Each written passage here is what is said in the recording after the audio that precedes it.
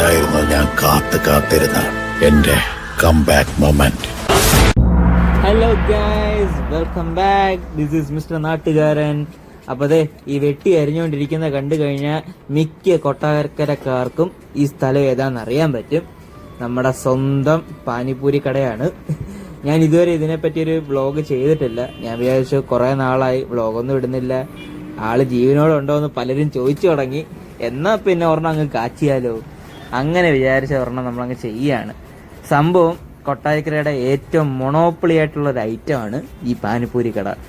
ഈ കൊട്ടാരക്കരയിലുള്ള എല്ലാവർക്കും അറിയാം, നമുക്ക് ഈ പുലമൺ ജംഗ്ഷനിലാണെങ്കിലും ചന്തമുക്കിലാണെങ്കിലും ഏറ്റവും നന്നായിട്ട് നല്ല രീതിക്ക് ഒരു പാനിപ്പൂരി കിട്ടുന്ന കട എന്ന് പറഞ്ഞു കഴിഞ്ഞാൽ നമ്മുടെ ഈ ചേട്ടൻ്റെ കടയാണ്. ആൾക്കാർ ഇടയ്ക്കിടയ്ക്ക് മാറിക്കൊണ്ടിരിക്കുമെങ്കിലും സംഭവം അടിപൊളിയാണ്. അപ്പം ഞാൻ ഇന്ന് കുറച്ച് ലേറ്റായിട്ടാണ് വണ്ടിയും കൊണ്ട് ഇറങ്ങി. അപ്പോൾ ഞാൻ വിചാരിച്ചു എന്നാൽ പിന്നെ ഒരു വ്ളോഗ് അടിച്ചാലോ. അങ്ങനെ ഞാൻ ഇറങ്ങി ഒന്ന് കറങ്ങി വന്നപ്പോഴത്തേക്ക് നമ്മുടെ അണ്ണൻ ഇതായി നിൽക്കുന്നത്, അതിൻ്റെ കൂട്ടത്തിൽ ഒരുപാട് ആൾക്കാർ.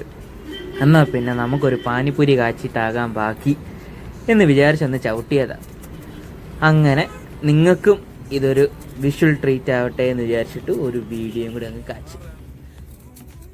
അപ്പോൾ അതേ അണ്ണൻ നമ്മുടെ പൂരി അതിനകത്ത് തുളയിട്ടുകൊണ്ടിരിക്കുകയാണ് പാനി ഒഴിക്കാൻ വേണ്ടിയിട്ട്. അപ്പം ഇതിനകത്ത് നമുക്ക് 3 കൂട്ടം ഐറ്റംസാണ് വരുന്നത്.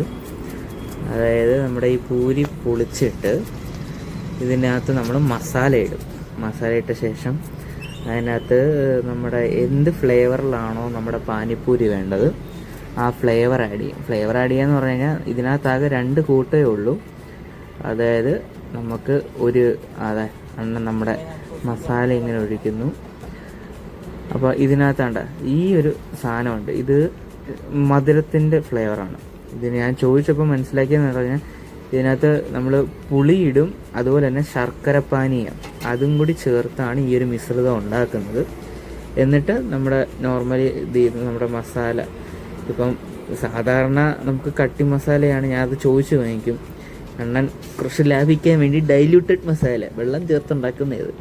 പിന്നെ നമ്മുടെ അവസാനം നമ്മുടെ പാനിപ്പൂരിയുടെ പാനി അതിനകത്തോട്ട് ഒഴിക്കുന്നതായിരിക്കും. പിന്നെ ഇച്ചിരി ഫ്ലേവർ കിട്ടാൻ വേണ്ടി നമ്മുടെ കുറച്ച് ഉള്ളിയും ക്യാരറ്റും പിന്നെ കുറച്ച് ക്രിസ്പിനെസ് കിട്ടാൻ വേണ്ടി സേവും എല്ലാം കൂടി സെറ്റ് ചെയ്ത് അടിപൊളി പാനിപ്പൂരി നമുക്ക് വേണ്ടി ഒരുക്കിയിട്ടുണ്ട്. ഓക്കെ,